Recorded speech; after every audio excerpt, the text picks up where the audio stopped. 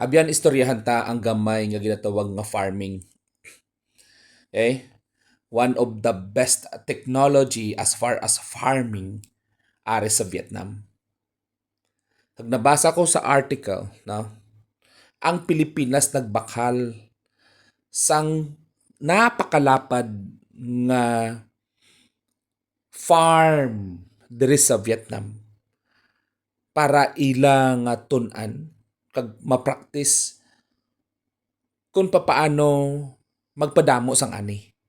In other words, nakita nakon nga sang una, okay, sa history naton, ang mga Vietnamese people, sila ang naga-eskwela sa Pilipinas kung paano magpatubo sang balay, kag kung ano pagid nga mga products sa ginatawag naton nga farming.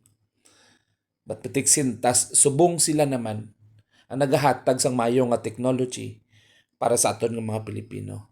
My friends, God bless you. Papayamanin ka ni Lord.